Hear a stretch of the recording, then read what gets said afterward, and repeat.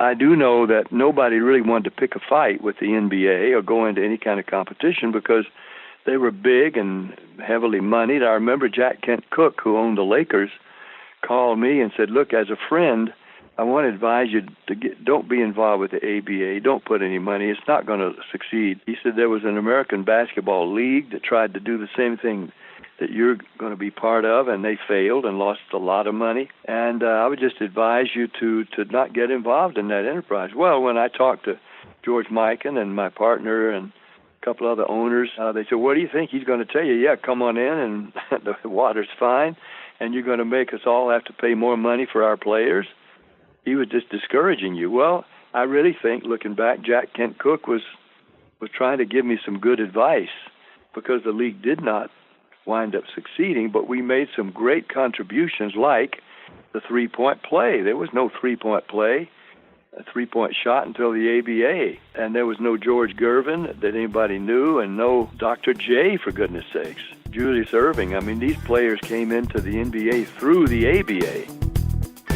Welcome to Good Seats Still Available, a curious little podcast devoted to exploring what used to be in professional sports. Here's your host, Tim Hanlon. Yes, again, the dulcet tones of Corey Coates. Yes, introducing us to another fun-filled and exciting episode in our little podcast journey that we like to call Good Seats Still Available. Yes, the curious little podcast journey that is focused on what used to be in professional sports. Thank you for coming by, stumbling across our little podcast, giving us a listen, especially during the holiday weeks. We're dropping this episode on Christmas morning, 2017, and we certainly appreciate your doing so and absconding from your family and friends for an hour and change to listen in our little treasure trove of forgotten sports history.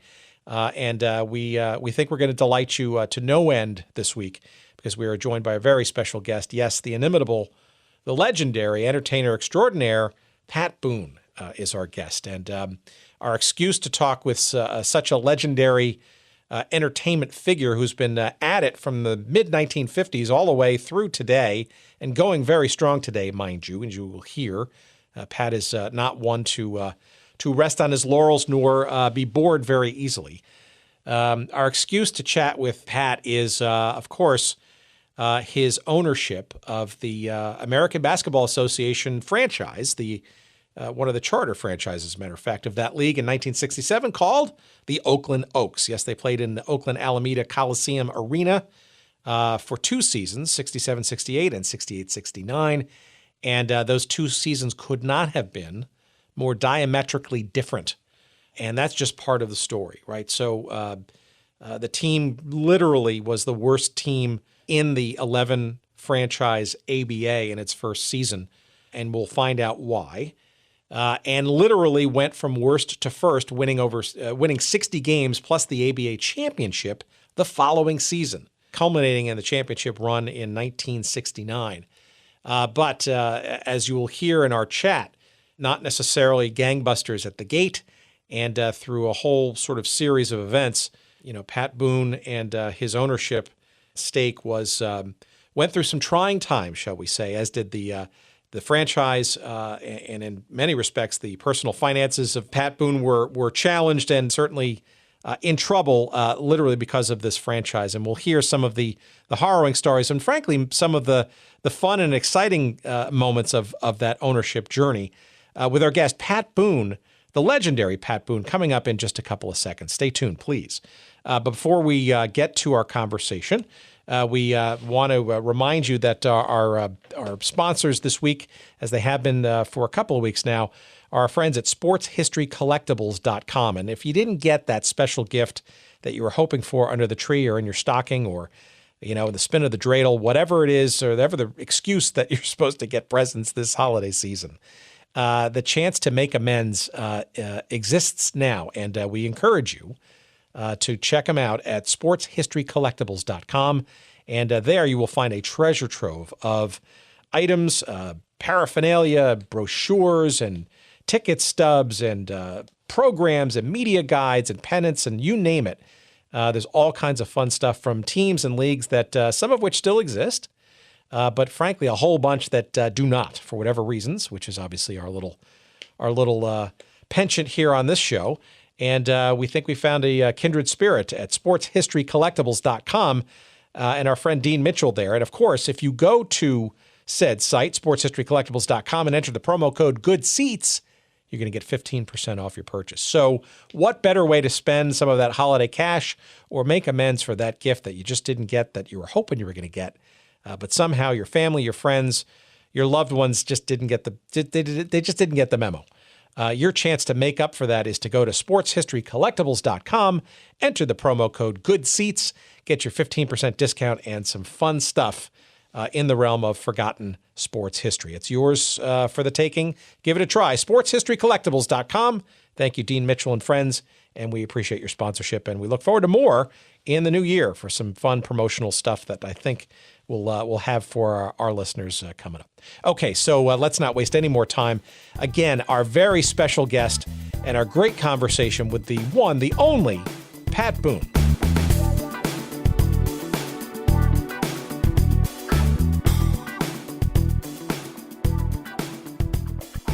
Obviously, the focus of our little podcast here, silly as it might be, is on various things in sports that, for whatever reason, don't exist anymore, and some of the history and stories and reminiscences behind those, and obviously your role, not necessarily fully known or understood by these crazy kids today, right? And is clearly something we want to go back to. But maybe as a prelude, if you can sort of give our audience a bit of a hint as to you're basically, from what I can tell, almost a lifelong passion for the sport of basketball. Maybe a little bit of the origins of that. All actually basketball, football, tennis, and baseball. Those, and then eventually I became quite a racquetball and sometimes squash devotee. But any kind of sport that requires running and in which you get a lot of exercise while you're having fun, and the physical benefit as well as the physical demand is just coincidental to the game. I've always loved. I mean, I broke my collarbone in high school on our baseball team, sliding into second, and then I broke my nose playing basketball in high school. A guy's head bashed into my nose while I was defending him. And then I had a wire mask on me so I could play the remainder of the games for the season. And this one time I grabbed the ball, intercepted the pass, turned around, whirled, and shot at what I thought was the basket, and it was the mask on my face. What I thought was the rim of the basket was actually part of the mask to protect my broken nose. But I was competent in all of those sports: tennis, basketball, golf, racquetball, and whatever I've left out. And so I played all those sports and loved them all. I was captain of the baseball team and a good hitter. And the first couple of times at bat, even when I was in grade school, I hit a home run first time at bat, and next time I got up, I hit another homer, and the next time they walked me. Imagine walking you in the 8th grade. But I've had some great sports thrills, even in cricket, and certainly in basketball. The only time I ever played cricket was in England at a charity match, and they had celebrities and former players, football, rugby, and cricket players. And I was out in the field. I'd never played cricket before, and of course they don't have gloves, and the ball is very hard. If it comes at you, you better have a conditioned hand. Well, I didn't, and Ted Dexter was the former captain of the English. He was really like the Willie Mays of cricket, or the Babe Ruth, and he hit a screamer at me. And I went down to catch this hot grounder and, instinctively tried to catch it in the web of my glove, not realizing I don't have a glove. And it bashed into my hand and went right through my legs, and the guy ran for about 6 runs. You could keep running until the ball got back toward the pitcher. So I was very embarrassed. So I went to the back of the big circular field. I didn't want that to happen again. But sure enough, Dexter lofted a shot that was going to go for 6 over me. And I said, well, I've got to make a stab for it. It's coming my way. And I jumped, but this with both hands. I wasn't going to try to catch it one-handedly. And I caught that ball, that cricket ball, out and caught him out. I caught out the great Ted Dexter. And we came in for tea, thinking that everybody was going to congratulate me. Instead, everybody was very upset with me because they expected him, in cricket, you can keep hitting until somebody gets you out. And he'd hit the century mark 2 or 3 times in his career, batting for 100 runs, nobody getting him out. And he was up to about 30 when I caught him out. And now that when I came in, everybody, instead of congratulating me, was really mad that I had caught him out, and that ended that inning. So, but still, for me, it was a fantastic thrill. But it's been like that in my life. I've had, just as a participant, just some exciting thrills, basketball in particular. So let's get into the basketball part, because obviously the whole prelude to the story of the Oakland Oaks, right, is almost rooted in your continued play of basketball, your this Hollywood League. Maybe you can give our audience a bit of a sense of that, including the name, which I think I figured out the origin of, but perhaps is probably best described by you and its source.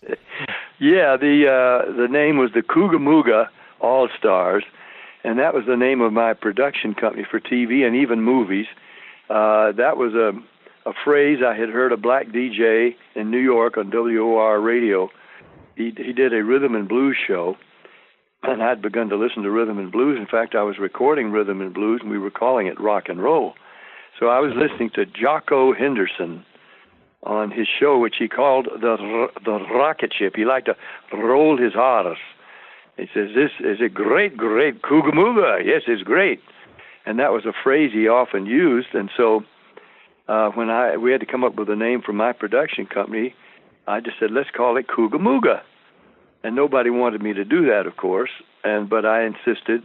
And so we called it my TV production company Coogamooga. People say, well, they don't even know how to say that. I said, no, maybe people, even if they didn't enjoy my show, they may tune in next week to see what was that crazy name at the end of his show. And but the show was a hit. It was sometimes number 1 in Nielsen's back then. And it ended. This has been a Coogamooga production. Eventually, I went with Sammy Davis up to the Apollo Theater in Harlem to he was doing a benefit with Count Basie, and he'd been on my show. He says, come on up with me to the show, and I went with Sammy. He had me sit in a box off the stage, and then to my horror, he had me come down on stage and to just wing something with Count Basie's orchestra, because Sammy could do that anytime, anywhere. And I couldn't even remember a song to sing, but I picked up the Lazy River. But Sammy just went ahead and started it with Count Basie improvising, and I think it was in Wayne Newton's key, not mine. So I had to sing it, up the lazy river, down the old mill stream. And it was a real too high. It was a lousy performance. But anyway, when I talked to Jocko Henderson, the DJ, I said, I named my production company after what you say on the radio. He said, what's that? I said, Coogamooga. He said, it's not Coogamooga, it's Googamooga. So you're erroneously quoting it the whole time, huh? I called it Coogamooga, and it was in big, bold print. And then even I was a co-producer on my film Journey to the Center of the Earth, and lived to see that name in gold 20th Century Fox letters. The lion roars, and no, that's MGM, but the drums are rolling, and then you see 20th Century Fox in association with Coogamooga Film in those gold letters, and presents Journey to the Center of the Earth. So I had such fun just with that name, but also I also interviewed some great sports figures as well as entertainers on the show, and I was happy that I called it Coogamooga, because then Jocko couldn't sue me or try to claim that I had used his name. for my production company because I didn't. I said Coogamooga. His was Googamooga.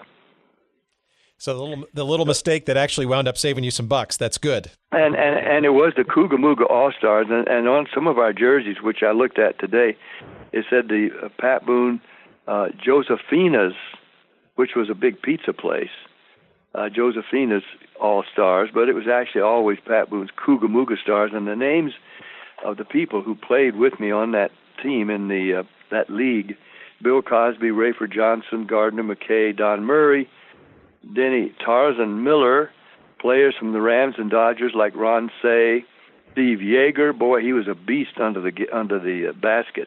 He cleared out. He was not the tallest guy, but he was a rough and scrabble player, and he cleared out the basket underneath. But Deacon Jones, Lamar Lundy from the Rams, Denzel Washington, Mark Harmon. I just was looking at one of our pictures, and there's Mark Harmon, the #1 guy on TV now. Steve Garvey, Jimmy Walker. I saw Arsenio Hall dunk. I didn't believe, I wouldn't have thought. Arsenio's not really much taller, maybe an inch taller than me, but he has a much heavier rear end. I wouldn't have thought he could have dunked the ball. But I saw him do it, and I saw Jimmy Walker shoot a three-pointer from half court. And so we started him the second half and found out that he couldn't ever do it again in his whole life. But he'd just thrown it up to like a baseball pitch, and it went in. So we had lots of fun. We were playing high school coaches and recent players, some of whom have gone to play college basketball, and raising money for their local charities. And so we had a league that did that, and we played in another league that was really a city league. And we did very well. One night I was stuck in New York, couldn't get back for our what was a semifinals league team game, and I was in such anguish at not being able to get there. I almost chartered a plane from New York to L.A. to get home in time for the game. But when I found out it was going to cost me like $3,000 at least $3,000 to charter any kind of a plane that would get me there, I decided they'd have to play without me. And they did, and they won.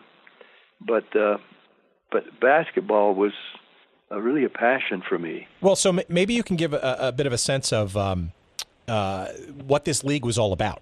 What does it compete with? I mean, and it seems like it was going on for some time, your play with your professional peers in this league. Maybe you can describe what this league was all about, how serious and competitive it was, or how fun it was by comparison.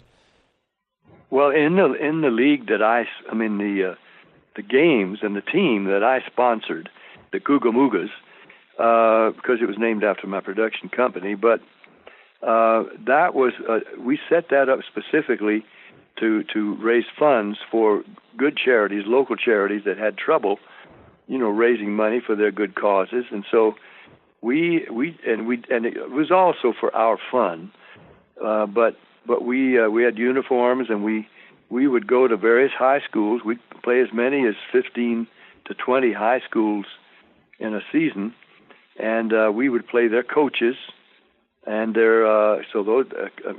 theoretically their coaches had played basketball, and then some of their recent players that had moved on to college or to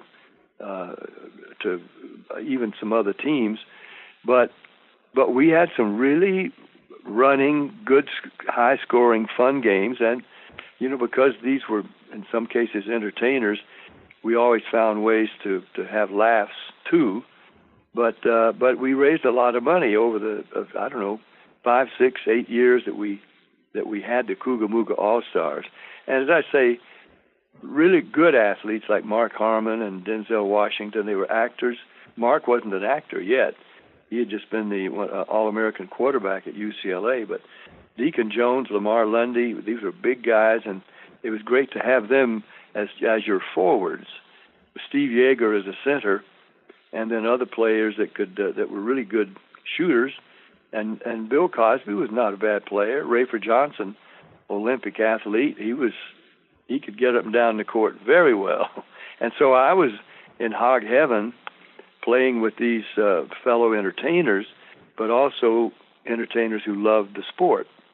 and we're good at it.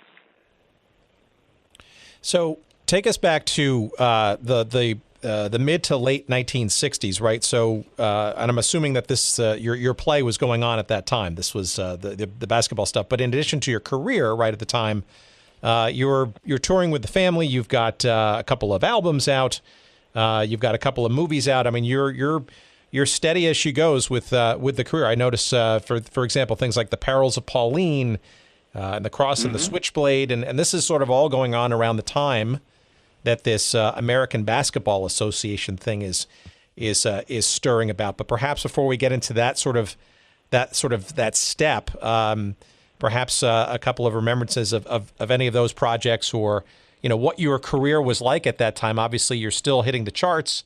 You got a bunch of songs and albums out. I think even, if I'm not mistaken, if my homework is correct, there's actually a song that I was quite taken with, which was your last pop charting hit in 1969. So this is about the time of the Oaks, called "July You're a Woman," right? Written by John Stewart of the Kingston Trio, and he of a couple of pop hits in the 70s himself.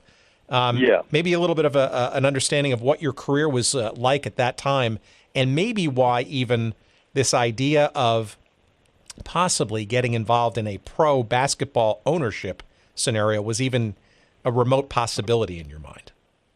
Well, yeah, you've done some nice homework. I was always very active, always with my finger in 5 or 6 pies at a time, because I was eclectic in my interests, but also talented enough to do well in music. Was having hit records, and I continued to record right through the 60s into the 70s. Bear Family Records, that does incredible work at collecting all the records that an artist may have performed, did a whole 10 CD set of these are 10 CDs, over 300 songs in the 50s. And then they did another whole set like that of my songs in the 60s. I think it was 8 CDs then, but still couple of hundred recordings. And so I was recording country and pop and gospel and patriotic, and I just was loving recording. But at the same time, I was making the occasional movie. The Perils of Pauline started out to be a TV series. When it didn't sell, we just lengthened it and made a movie of it. And I just was constantly involved in things like that. But as for fun, I always stayed in shape, and I worked out in the gym and swam and rode my bike and all. But I looked for excuses to play basketball, and we had that league and the Cougar All-Stars. So when the ABA started up, there was a friend of mine. I considered him a friend. Turned out he was not a great friend, but he interested me in becoming one of the owners of the Oakland Oaks in the newly formed American Basketball Association, and we could have the Oakland franchise. And I was not going to invest money in it. I knew it was speculative, but still I was very intrigued. And he said, "Look, I'll give you 10% if you'll let me call you the president of our team, our group." He was putting together some other investors. So I said, "Sure, I'll take 10%, and you can call me the president." And we did that, and it turned out eventually that he and I were the only investors. But we put together a great team, except that the NBA and Frank Muley of the Warriors wouldn't let Rick Barry, whom we had signed as our lead player, they got a court order injunction against Rick playing for us because he had signed the reserve clause, which even if he decided not to play for the Warriors, he would owe them one more year whether he liked it or not. Our lawyers, the ABA lawyers, and they were very expensive and should know what they were talking about, decided that the reserve clause was restraint of trade, preventing a performer like Rick, who was an all-star anyway, from playing where he wanted to play. And he had finished his contract, and the reserve clause should not have been kept him from coming to us. But the court, which the case came to court in San Francisco. So guess what? The local judge decided that he had to sit out the season or play for the Warriors. So Rick decided to sit out the season. He did not play for the Warriors, and he just sat on our bench, a highly paid player, as our color man, a color announcer. And we lost, we finished last of 11 teams. The next year, when he could play, we won the championship. And the only problem was we weren't attracting enough customers and fans to come to our games to make it profitable. We were really losing a lot of money. And yet we had developed not only and won the championship, but we had great players like Doug Moe and Larry Brown, who both went on to become great coaches. Great coaches in the case of Larry, and I think Doug too. And then we had some good players like Jelly Tart, we called him, Laverne. And then there was I think his name was Warren Armstrong. He changed his name to Jabali. And, of course, there was an incident that occurred you may have read about or know about where he was very competitive, said he learned to play on the cement courts in Chicago or somewhere, playground ball, and was where it was very rough. And he stomped a guy in the head on a fast break. I think he tripped the guy and then stomped on his head as he went by. And he had to be benched. And it was quite a cause celeb there for a week or so. But actually, we won, I think, 16 games in a row. We won the first championship by a professional basketball team on the West Coast before the Lakers did. And yet, it was a money loser up until that point. And I was very, very fortunate that a man named Earl Foreman, a banker and lawyer, flew out to San Francisco to meet with our banker at Bank of America and said, I want to buy the Oaks, want to move them to Washington. We're going to put together a sports conglomerate. How much? And the startled banker gave him a figure of several $million, and which was very, by today's standards, very low, but then it was, and then an unproven league. So he said, I'll take it, and I want a $20 million line of credit. I want to put together a football team, a hockey team, and a couple other teams, soccer team perhaps, and for these wealthy lawyers and doctors back in the Washington area.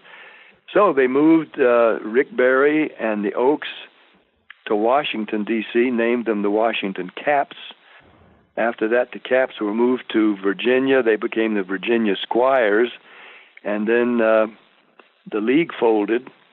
And Rick went to the Nets for, I think, a season, and then back to San Francisco. He was reunited with Frank Muley and the Warriors for a season or two, but, of course, he had played his best ball already. But, boy, what a competitor Rick Barry was. And now he has had 4 sons that all played pro ball. He had great genes as well as skills. But it was an exciting time. Yeah, well, let me ask you, how did Rick Barry come into focus as being somebody and a player that you and the franchise wanted to go after? Because it seems to me that the ABA in its earliest thought process, right, was I think it seems like there was kind of a split thought, I guess, amongst the owners and the founders about should we go after NBA talent and this reserve clause thing, even though we think we've got a legal challenge to do so, or should we not? And obviously, it seems like, I think, in the first year, the Oaks, were really the first. Obviously, Rick didn't play that first year, but getting him to sign from the NBA, you were truly, I think, the only one of the 11 franchises that started that actually was successful in getting a big marquee name like a Rick Barry. Why Rick? Yeah, and why that strategy?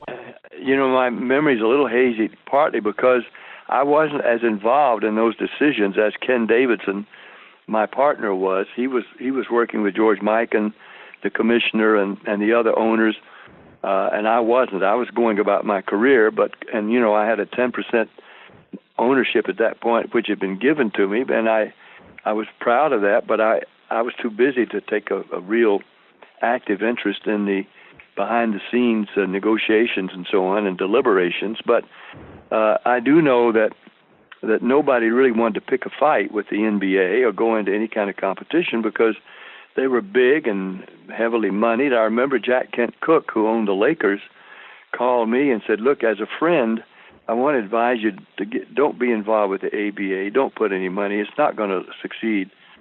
He said there was an American Basketball League that tried to do the same thing that you're going to be part of, and they failed and lost a lot of money. And I would just advise you to not get involved in that enterprise. Well, when I talked to George Mikan and my partner and a couple other owners, they said, what do you think? He's going to tell you, yeah, come on in, and the water's fine, and you're going to make us all have to pay more money for our players. He was just discouraging you. Well, I really think, looking back, Jack Kent Cooke was trying to give me some good advice because the league did not wind up succeeding, but we made some great contributions like the three-point play. There was no three-point play, a three-point shot until the ABA. And there was no George Gervin that anybody knew, and no Dr. J, for goodness sakes, Julius Erving. I mean, these players came into the NBA through the ABA, and we contributed the three-point play and the red, white, and blue basketball that the players loved because, I mean, it seemed like playground in a way, but they loved to bank balls off the backboard. And, boy, with the red, white, and blue color, you could really see that ball spinning. And of course, the ladies took it over eventually. But, you know, the three-point play was a great contribution to basketball. Ask Steph Curry. Certainly. Oh, no doubt. And there's so many, you know, wild stories, but also just quality play. I mean, up and down and offense and clearly the NBA at that time, I think, and maybe even the years after, certainly could have used that kick in the butt to kind of sort of make the product a little bit more interesting and fan-friendly. And yeah, there was more of a formula play and different types of defenses and offenses and that everybody seemed to use, but the ABA gave a lot of freedom to players who could come flying through everybody with no play, very improvisational, and score big. I mean, Dr. J, there's never been anybody quite like him, although there have been some players who could suspend themselves in the air like he did, and certainly Michael Jordan. But Dr. J was electrifying to watch, and some of the other players were too. And it was just a wide open, almost like a playground kind of game, where there weren't so many set plays. It was just, how can I get the ball to the person who can get it in the basket, or how can I get there myself? And so it was a rough and tumble, exciting game to watch, and of course to play in. And when we were introducing this three-point play, we were in L.A. Sports Arena with the L.A. Stars, and we were showing the press, you know, this new thing, the three-point play from 23 feet out, and so I was shooting some myself because I was a point guard, and I had to learn to shoot from outside because I couldn't jump with guys that were taller. So I was making more of the three-point shots than some of the other guys were because they weren't used to shooting from that far out. Well, you know, it caught on big and became now a fabulous staple in basketball. I think that the ABA made some real contribution. Although it was costly to me, it was. I'm proud of it.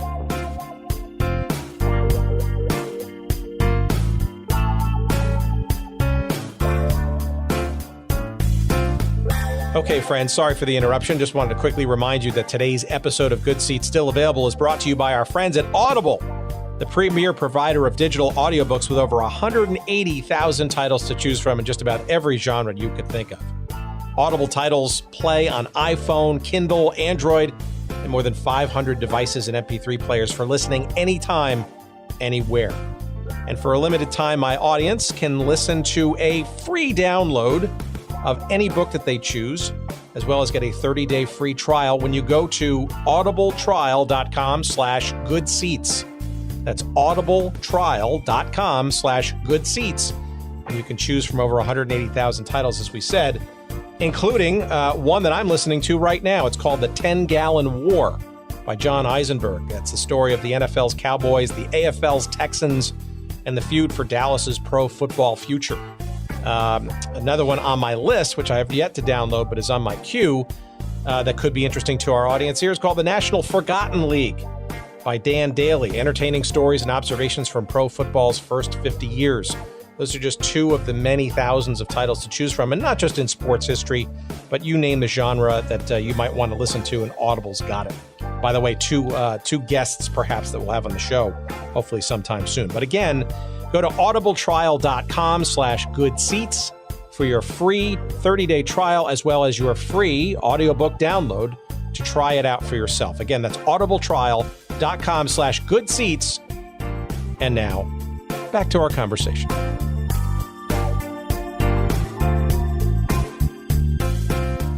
I want to get some sense of sort of the beginning days when the team first took the court. Obviously Rick Barry was not, for legal reasons, going to be able to play, so you figured out a way to sort of keep him involved. Obviously his father-in-law was the coach, right? So it clearly seemed to me that at least the first year was going to, supposedly the table was set for Rick Barry to be sort of the main draw and attraction, but that didn't sort of pan out. And obviously the team didn't do, shall we say, to be charitable, all that well in the first season. But no, we finished last of 11 teams, and then to turn around and be the first of 11 the next year was obviously attributed to not just to Rick Barry, but because we moved Bruce Hale up to the general manager position and brought Alex Hannum from the Philadelphia 76ers, who was a great coach. I mean, there's a difference in coaching in college ball and in pro. And Alex Hannum was a terrific coach, and that he fit with Rick Barry very well and all the other players. And I expect Larry Brown and Doug Moe learned a lot about coaching from Alex Hannum the seasons that we were playing together. Absolutely. I'm just really curious, when that first game happened in 1967, 4,828 was the paid attendance in an arena, right, which we've talked about in previous episodes with the California Golden Seals, which also shared the building.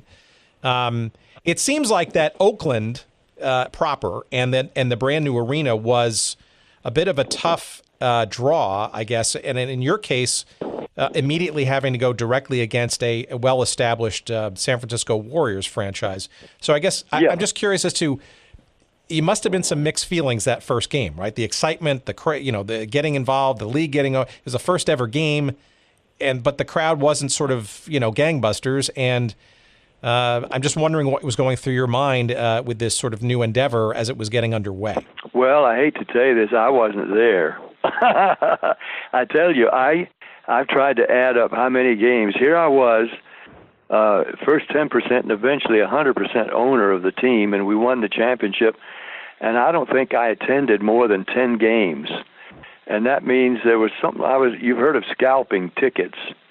I don't know if anybody ever paid something like $200,000 to $250,000 per game to attend. I got a good seat right down with the players, but I was rarely at the games.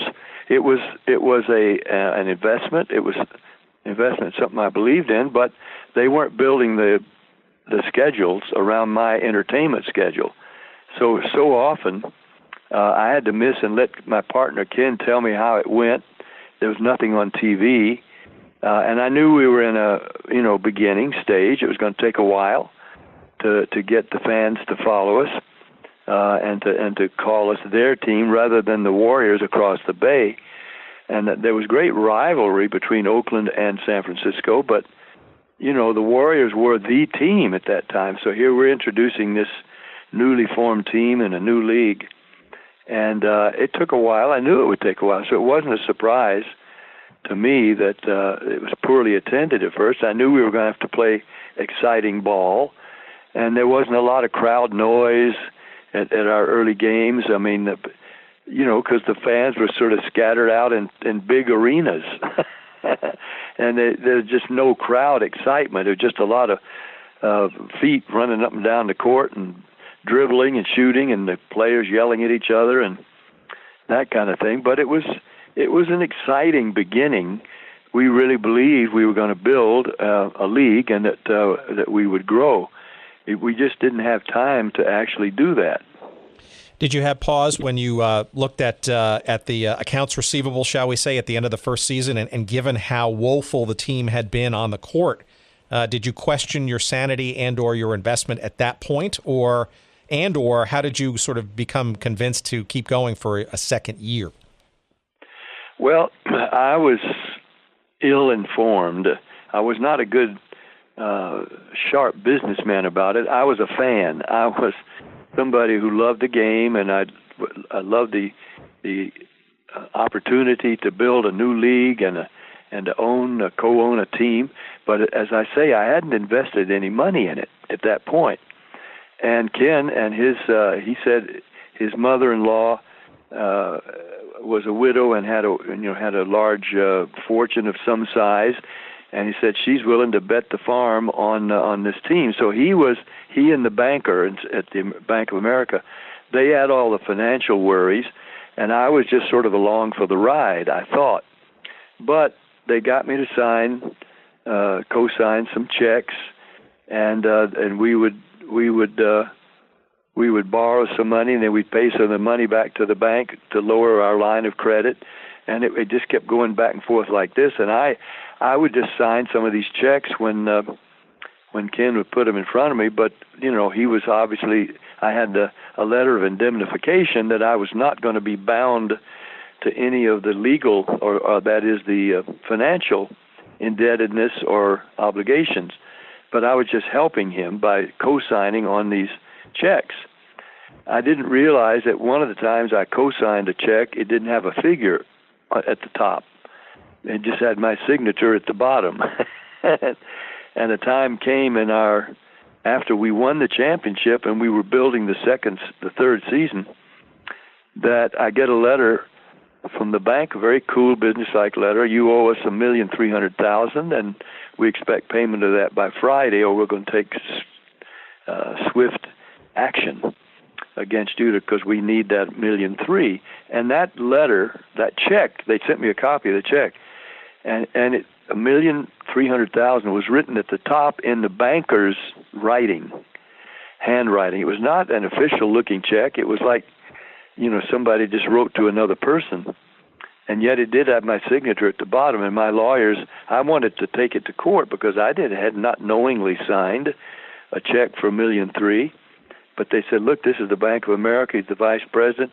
I said, but I've never met the man, and he's never seen my financial statement. How could he be lending me $1.3 million when he doesn't know if I'm worth $130? He said, well, it's his his word against yours, and it's on the check of the Bank of America. In other words, I was stuck. And at that point, my partner, because we had lost a lot of money, he'd gone as far as he thought he could go, he declared bankruptcy and left me holding the bag with the whole team and owing all that money. So I was really kind of up the creek, but at the same time, and this was one of the worst decisions of my life, Alex Spanos, a very well-to-do businessman from Stockton, contacted me. I understand you own the Oakland Oaks outright. Yeah. He said, how would you like to have a partner? I said, I'd love it. He said, well, I'd like to take over the whole team, and I'll let you have 20%. And like a fool, I was suffering from some kind of hubris, thinking, well, wait a minute, this team, we just won the championship. I can surely get partners. Maybe I'll wind up being another Jerry Buss or what's his name, Cook.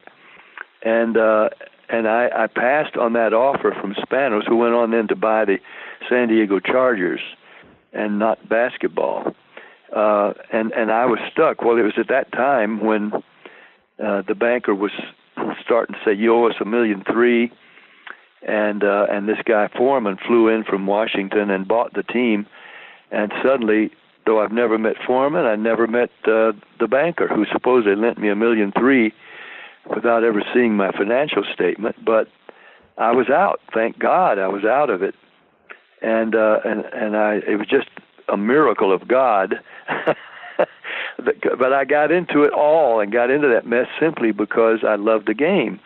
I loved to play it. I loved the idea of owning something. I loved the idea of promoting the league and the whole new kind of aura about basketball. So I got my wishes and my dreams for about 3 years. After that, I was very fortunate not to have been just priced right out of my socks. So I turned down then the opportunity that came my way to be a part owner of the Phoenix Suns and the Dallas Mavericks. Recently, I was on Shark Tank, made the biggest deal in the history of Shark Tank, and with Mark Cuban sitting there, I said, you and I are the only two guys in the room who once owned a basketball team. I've been a basketball team owner too, which he was not impressed because it was the ABA and the Oakland Oaks. But it was true that I had been the outright owner of a professional basketball team. And then when I made the deal for the car that runs on air, and it is a proven and a real thing, Tata Motors in India, one of the largest car companies in the world, if not the largest, is going into production on the car. And the other shark, the younger Robert Herjavec, paid $5 million, or that is committed $5 million for 50% of the first plant to be built in Hawaii of the car that runs on highly compressed air. Sounds flaky, but it's not.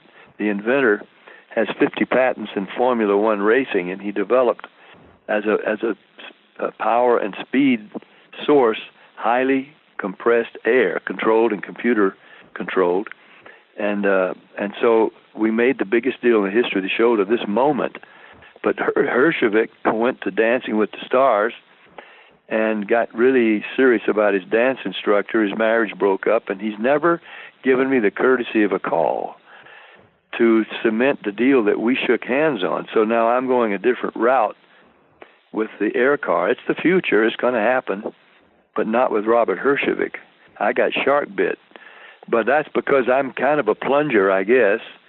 I mean, I don't always investigate the future of something, the immediate future. I look at the distant future, what it can be.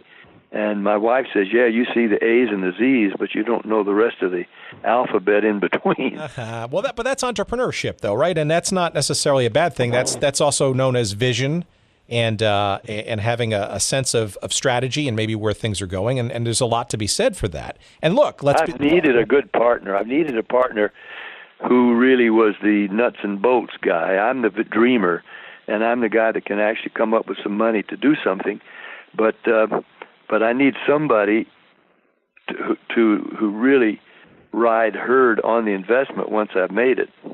Well, look, there's one thing though you can tell that Mark Cuban can't, right? And that is you actually won a basketball championship, right? And yes, and have the ring to show for it. And there's video out there that for whatever reason, I don't know why, there's a documentary that was done about the ABA that I don't think has actually seen the light of day. However, and I'm still trying to figure out why and where it might actually someday live. But there's a great interview with you, and you actually show the ring in this conversation. You can find it on YouTube, and you regale, and it's a beautiful looking ring. But maybe you want to talk about what you say. I think you talk about how expensive it was relative to how many games you went.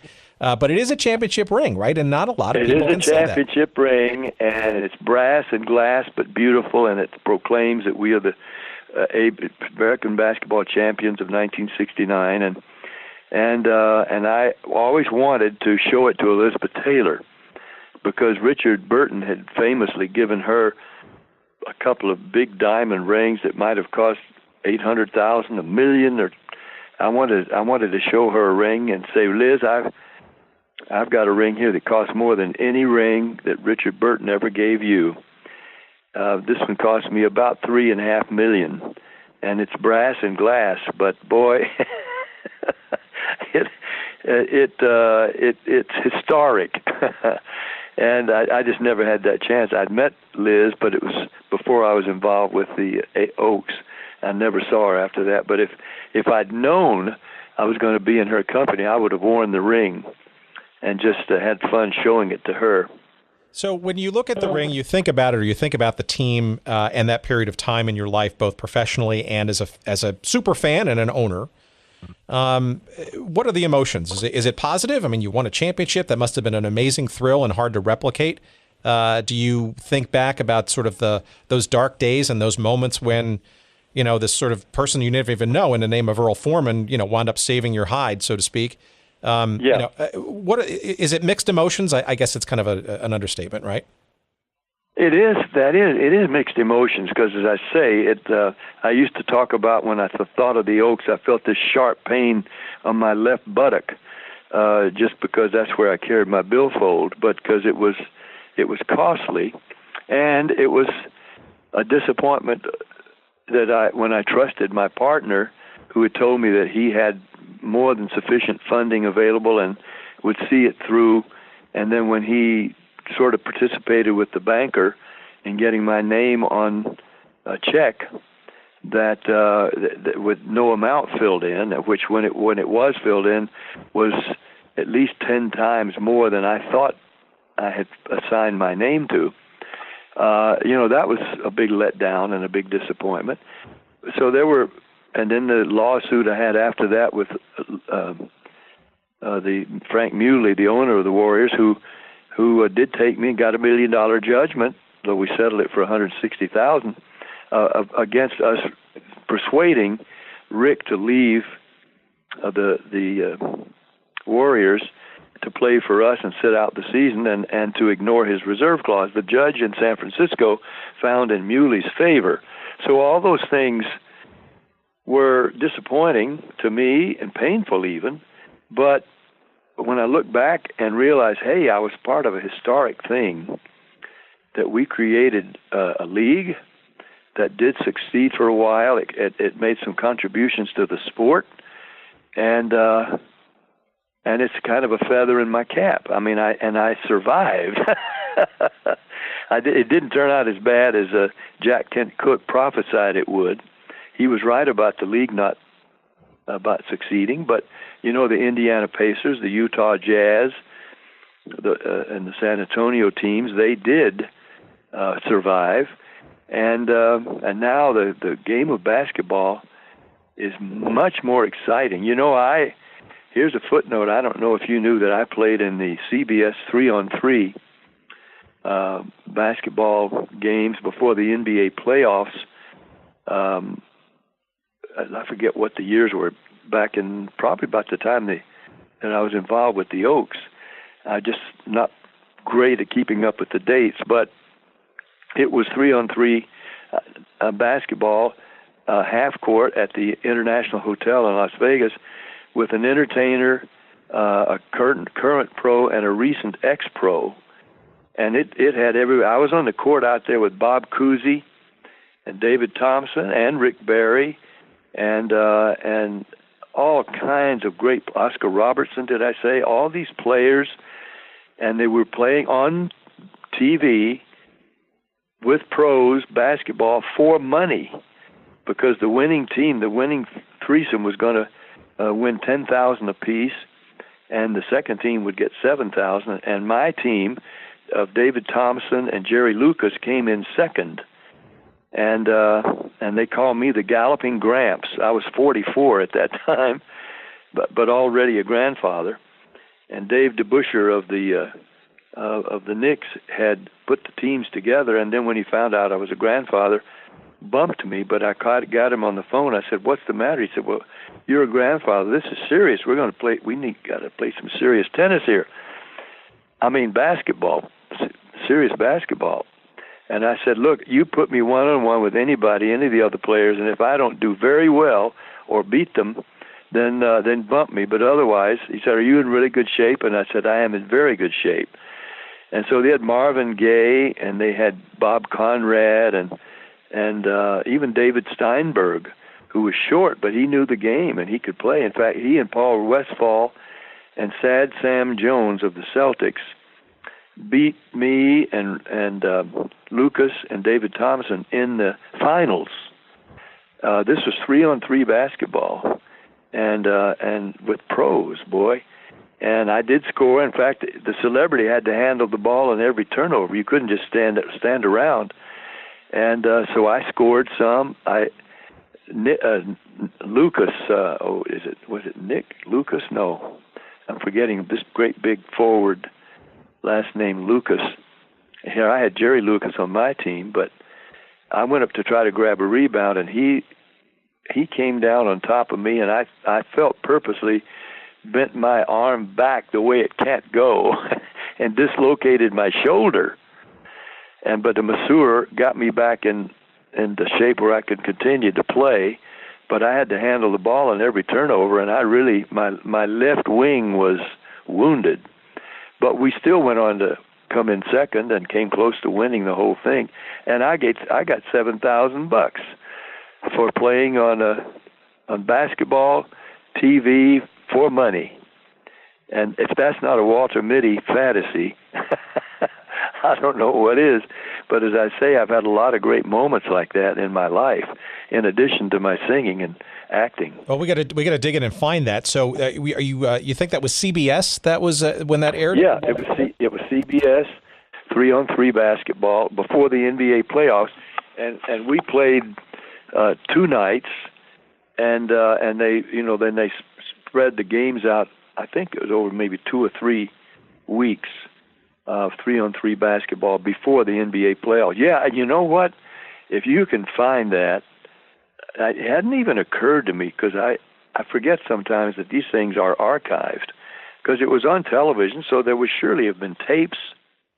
Yeah, And, I think I vaguely remember it as a kid, and I got so this is great, because we would like to put this out to our audience who amazes us. Frankly, we've only been doing this for about 6 or 7 months. I'm amazed at who listens to this, and these are sports diehards that are similarly intrigued and/or want to go down the rat hole and find these things. So let's put it out there to our audience to find these 3-on-3. Pat thinks it's a CBS broadcast. It was before the NBA Finals. This is when CBS had the rights to those games back in the day. I think it's probably this early mid-'70s, I guess. I'll bet you there's tape archived, and then there's another Tonight Show in which I was hosting for Johnny Carson, and I think I was hosting, or either I was a guest, but my recollection is because I guest hosted for him several times, and the player coach, just named player coach of the Celtics, the best defensive player maybe ever, Bill Russell. He had just been signed to be the player coach of the Celtics, and so he came on the show, and having played ball and even scored once. Well, that's another whole story on national TV. I mean, I've had a checkered but wonderful, exciting career involving basketball. But anyway, he was on, and so we talked basketball, and he's going to be a player coach. And then it was the Tonight Show producer's idea that there be a goal set up and that we take off our jackets and Bill Russell teach me something about the game. And being the great defensive player that he was, I'm dribbling, and I say, "Okay, Coach, what are you going to teach me now?" And I meant it. And he said, "Well, first," because he towered over me in these long, spindly arms, he says, "First, I'm going to take the ball away from you." I was dribbling right-handed, and he's figuring I can only go to my left. And so he didn't know that home, by many hours, I had practiced shooting left-handed and right-handed hooks, because I say I'm only 5'11", and other guys towered over me, so I had to have some way to shoot. And so Bill Russell leans over me, and he figures you're going to just take the ball out of my hands, and I just pivoted on my right foot and shot a left-handed hook and banked it in over Bill Russell. Now, I could have just banked it off the rim, and it would have been exciting, but I banked it in clean over Bill Russell. And he said, "I quit." I said, "Oh, no, that's not fair." And I said, "Let me go try to defend against you." Well, I'm between him and the basket, and I'm looking at his rear end or his belt line, and he just goes straight up in the air and dunks over me in a spectacular way. And that's when we went to a commercial. But to have banked over Bill Russell on national television. I asked him eventually, several years later, I mean, maybe 10 years later, we were honoring Elton John at a big function, and Bill was there, and I said, Bill, you remember that night? He says, yeah, I remember. He was kind of glum-faced. He wasn't tickled to think that this singer banked in a left-handed hook over me on national television, and I just signed to be the coach of the Celtics. But it was fluky. It was a fluke, I admit, but it didn't occur to him I might have a left-handed hook. I have a confession to make. I heard your episode with Mark Malkoff on the Carson podcast, and I don't think that episode came up. So I guess, and I don't know Mark, but it's nice to know I have a little coup there on an episode that perhaps you guys didn't talk about in that previous episode. So we need to find that episode as well. What a treat. I do these things, but life keeps moving at warp speed, and I just don't think about going back and grabbing things that probably exist.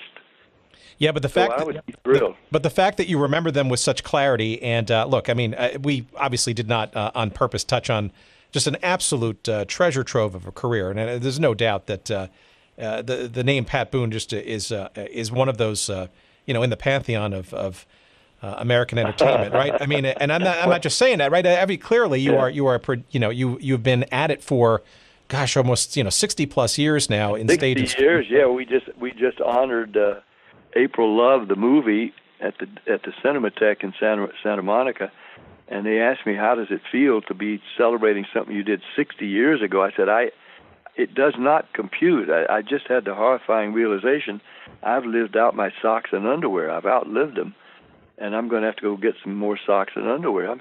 This has been 60 years. Well, look, we appreciate you delving back into some of those years and to getting into a little bit of a nook or a cranny in your professional career, and again, a bit wistful, I'm sure, but I'm sure some great memories of a team, and look, a championship team in a league that to your point, made some significant contributions to the professional sport of basketball. And I guess the one sort of last general question I'll ask is, what else you got going on? It seems to me that you're quite the still inveterate entrepreneur and business guy, always looking for other things to do to keep active and busy. Besides that car investment, I guess there's no other sports investments in your future, given your previous travails, huh? No, I turned down the opportunity to be a investor and therefore part owner with the Suns and Phoenix and the Mavericks, and I could have been Mark Cuban's partner, maybe, except he didn't want partners, but the air car is a real thing, and I'm pursuing that whole thing. It's going to be the car beyond battery and alternative fuel cars, because, as I told the Sharks on the TV show, that there is no fuel in the world less expensive, more readily available, more environmentally perfect than air. That's what it takes in, it's what it expels, and that's all. There's no pollution whatsoever. And as I say, it is a real invention, and it will power big vehicles. Right now in France, the technology, the air engine technology, is powering heavy machinery, garbage pickup trucks and things like that in use right now. So I'm going to continue to pursue that, and along other channels, but it will happen. And maybe eventually people look back and say, well, Pat Boone had something to do with the marketing of the air car, and which will be as prevalent then as Fiats and smart cars and Mini Coopers are now, and a lot quieter and a lot less expensive. And when we're running out of fossil fuel, but I've written 8 articles and WorldNet Daily Newsmax on fusion, nuclear fusion, as America and the world's need for energy looking forward when we start running out of fossil fuel, and we need something other than these fuels. And I know something now about nuclear fusion, having been mentored by a scientist who approached me to write articles from a layman's point of view and in layman language for a broader public that knows nothing about it. That we know about nuclear fission, but fusion is, we believe, a God thing. The sun is a nuclear fusion reactor, and that's where we get all of our energy in this planet from the sun, and we can replicate that, and as research will soon show, much less expensively with no negative fallout like nuclear fission, which is destroying atoms, where fusion is what it says. It's combining helium and other atoms to create massive power. So I'm involved in that, which I know sounds weird for a singer and an actor, but I've been mentored in it by scientists, so not that I am an expert, but I know enough to talk about it and write about it with their help and to try to further it for our future, because whoever controls energy in the rest of this century is going to control the world. But, there are other things that come up. I'm trying not to be involved in costly investments because I've been lucky to come out still solvent after some bad experiences, being ahead of the curve. And I won't go into enumerate all of them, but some 20 other investments that many of which have turned out to be successful, but with other people. But I just was ahead of time when I saw something coming around the bend and got involved, but it was too soon. But you're still doing some acting, though, right? I know you were in. Yeah, I've done 3 faith-based films recently, and one of them, God's Not Dead 2, has been a box office success. One is Cowgirl Story, which is available on Netflix, in which I play a retired Marine chaplain, and I get to recite the 23rd Psalm, which is why I did it, because I thought it was a great opportunity, and it's a film that teenagers love because it's about teenagers. And I did the first teen musical ever, Bernadine, back at the beginning. That was my first film, way back. But then the other one is called Boonville Redemption. I want to change the title because that doesn't tell you anything about the film. I want to get it retitled Murder in a Small Town. It is a drama. It starts with the murder of a minister in his church and moves on from there, and I play old Doc Woods, the town doctor. And now I'm getting offered parts like these films I've just mentioned that only senior actors can play. and even in God's Not Dead 2, I was on a walker. I mean, here I am playing singles tennis still with a partner, and he and I are very good friends, but we're very competitive, and we play tennis on the weekends, 2 and 3 sets of singles, and we cover the court. And he's just a kid. He's only 80. I'm 83, but we play full sets of singles, and sometimes 3 sets before for over 2 hours. So I'm in good shape, and I want to stay that way. But I realize it's not time. It's somebody who was much younger than me then said he didn't even buy green bananas.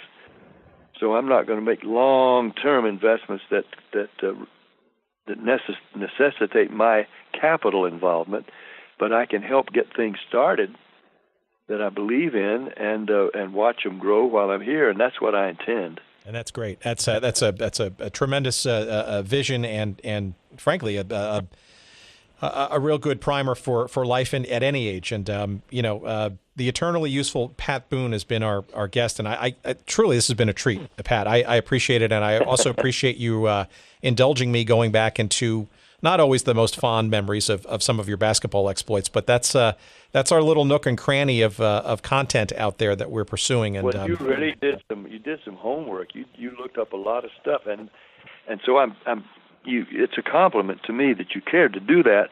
And the other thing is, if you, as a result of this conversation, come up with any of the footage that for some reason it just hadn't occurred to me, I've asked about the Johnny Carson shows, and also Carol Burnett. I was on with her the other night, and the big networks generally keep a lot of those tapes.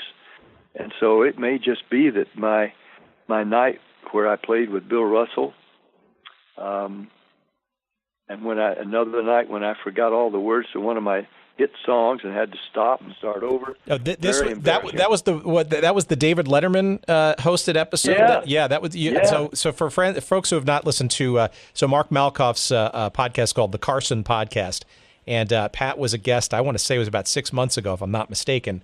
With Mark, yeah. Pat has a great story where he talks about young David Letterman was guest hosting for Johnny, and an amazing story of Pat basically forgetting the words to the song. I think not once but twice, if I'm not mistaken. Yeah. It was because I knew the words. It was a #1 hit record. Everybody's going to have religion and glory, and it was a big hit.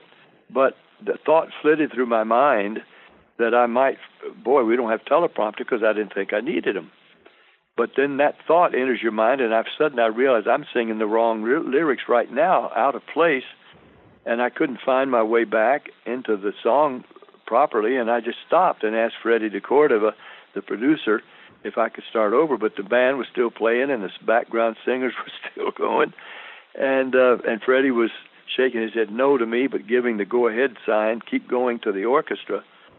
And so I had to find my way back into the song, and once I did, again, my mind starts saying, you fool, you've just made a complete ass of yourself on national television. It's going to show tonight. And while I'm thinking that, I got lost again. And so I just barely got back into it to the end. Oh, yeah, at the last.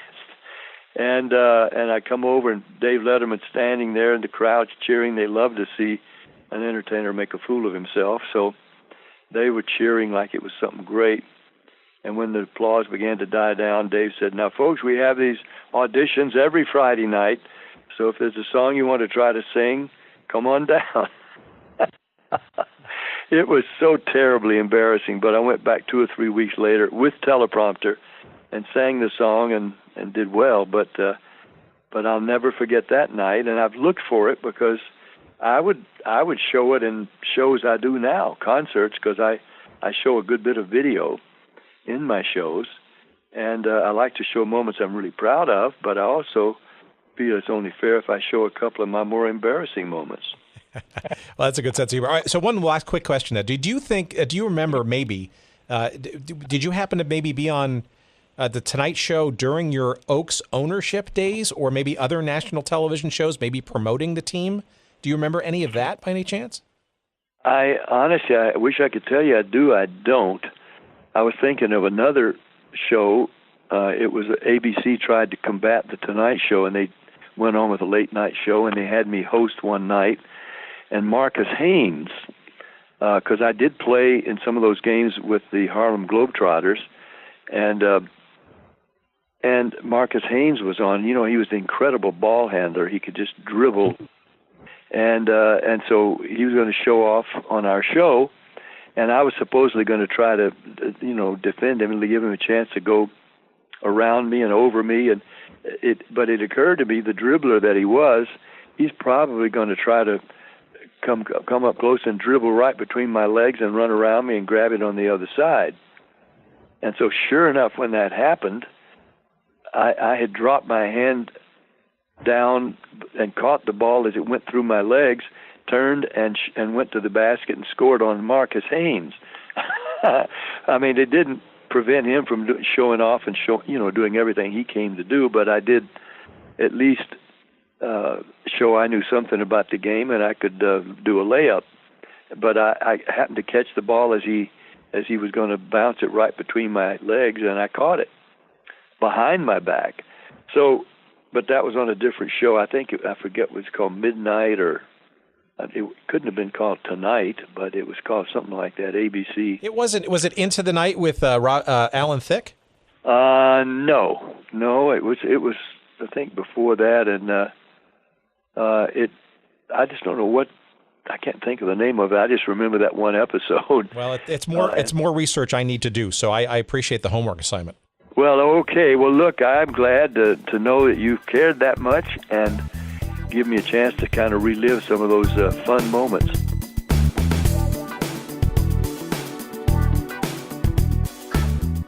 Wow, what a conversation. That was fantastic. This is a legendary entertainment figure of our generation.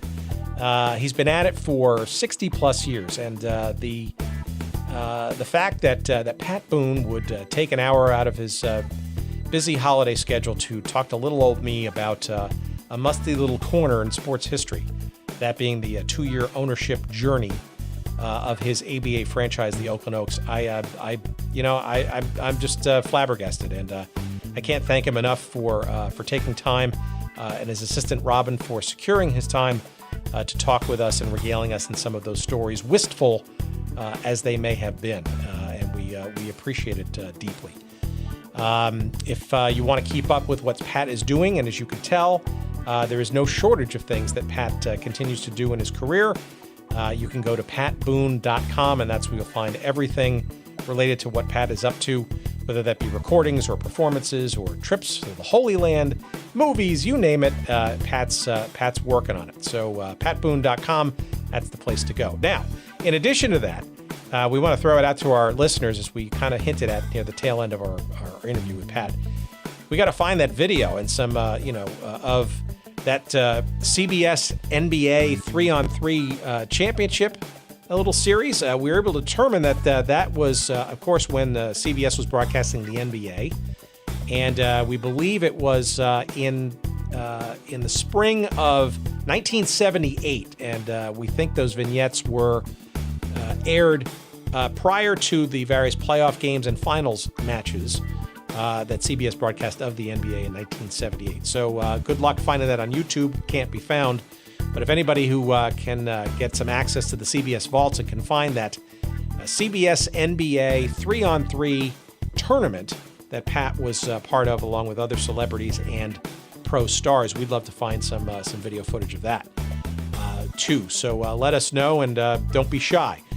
And one of the many ways that you don't have to be shy is to go to our website. That's goodseatsstillavailable.com. That's probably the best and most efficient place to find where we are, how you can contact us directly via email, etc.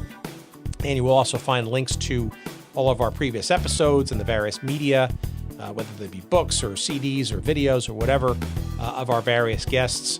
And you will also find links to our various social media accounts as well. But you can shortcut that, of course, by going to our Twitter handle, which is Good Seats Still, or at Good Seats Still. You can find us on Instagram at Good Seats Still Available, and you'll find a page devoted to us on Facebook, so you can like us there. And of course, wherever you're listening to this show or downloading it from, please indeed rate and review and give us some big thumbs up and stars or whatever, and some nice commentary if you would. In those places as well. We appreciate that love. That keeps our little algorithm growing, and hopefully gets our show recommended and in front of other folks like you who enjoy this show and would like to hear more. One last thing, we want to thank our friends at Podfly Productions, of course, for their ace production capabilities. Podfly.net is the place to go if you need some podcast help or want to get started. And in particular, our friend Jerry Payne, who bends over backwards each week to put our little pieces together into something that's comprehensible, and this week, of course, is no exception. Again, podfly.net, Podfly Productions. All right, I'm done. Thank you so much again to our guest, Pat Boone, and we look forward to joining you in 2018 with a whole bevy of amazing guests yet to come. Thank you for your listenership, and we'll see you soon here on the show. I can't hold it on the road when you're sitting right beside me, and I'm drunk out of my mind, merely from the fact that you are here. And I have not been known as the saint of San Joaquin, but I'd just as soon right now pull on over to the side of the road to prove I'm not so mean. La da da da da da da. La da da da da da da. July, you're a woman more than anyone I've ever known. And I can't hold my eyes on the white line out before me and you're talking in my ear. Why, I once ran around with a gypsy girl named Shannon, the daughter of an hillbilly. It is strange that I should mention that to you. I haven't thought of her for years. La da da da da da da. La da da da da da da. July, you're a woman more than anyone I've ever known. I can't hold it on the road when you're sitting right beside me, and I'm drunk out of my mind, merely from the fact that you are here. And I have not been known as the saint of San Joaquin, but I'd just as soon right now pull on over to the side of the road to prove I'm not so mean. La da da da da da da. La da da da da da da. July, you're a woman more than anyone I've ever known.